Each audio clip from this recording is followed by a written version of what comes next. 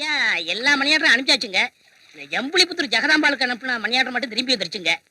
ஏன் விலாசனப்பா? இல்லங்க. படமராஜ் பத்தலையா? அதுங்க இல்லங்க. பின்ன அந்த அம்மா செத்து போயிட்டாங்களா? செத்துட்டாங்க. எங்க அம்மா செத்ததுக்கு அப்புறம் என்ன ஒத்தையில விட்டுட்டு போக கூடாதுங்கிறதுக்காக எங்க அப்பா போற வீட்டுக்கெல்லாம் என்ன கூட்டிக்கிட்டு போவாரு. ஆனா எந்த வீட்லயுமே கிடைக்காத சந்தோஷம்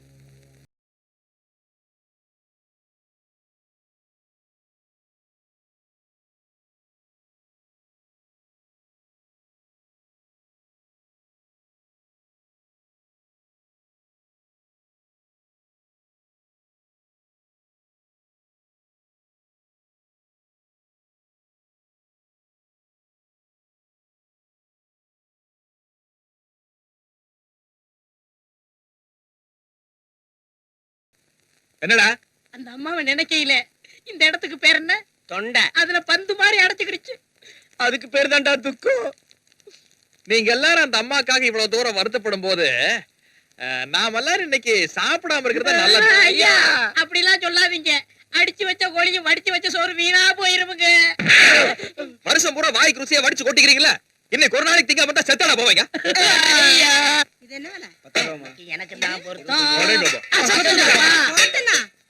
தொடாம வாங்கடா. அஜயங்கப்பா அஜயங்கப்பா. வயசான பார்ட்டிகளை கூட விட மாட்டீங்களா? ரசிக்கிற விஷயத்துல நாங்க வயசு வித்தியாசமே பாக்குறது. மைனரோட ஆளுங்க கிழவிங்களை கூட விட மாட்டேங்கிறாங்க அப்படின்னு ஊருக்குள்ள பேர் கட்டு போகல. உங்களாலதான் ஊருக்குள்ள எங்களுக்கு கெட்ட பேரு. எப்படி? நீங்க கல்யாணமே ஆகாம ஒண்டி கட்டையா இருக்கிறது எங்களாலதானா?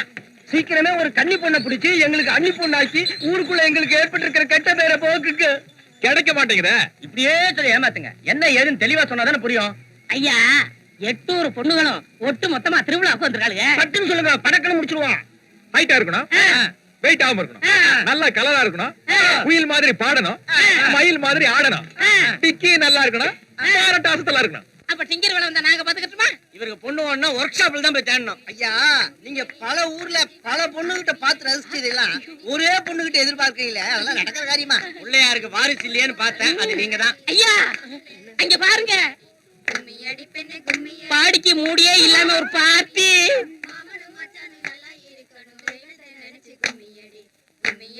ஹாய் குஜ்லி. ஐயா நீங்க நினைச்ச மாதிரி சிக்குன்னு இருக்கா? ஓரளவுக்கு நான் எதிர்பார்த்த மாதிரி தான் இருக்குது. எங்க கும்மினா என்னங்க? குடிஞ்சான்னா கும்மி, உட்கார்ந்தான்னா ரம்மி.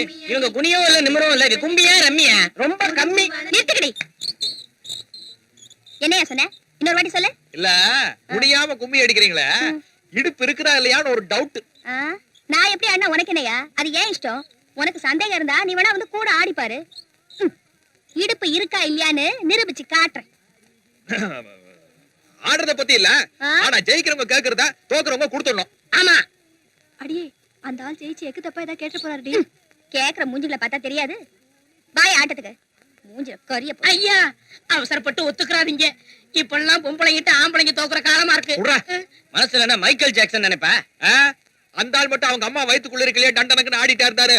இப்ப கவனி.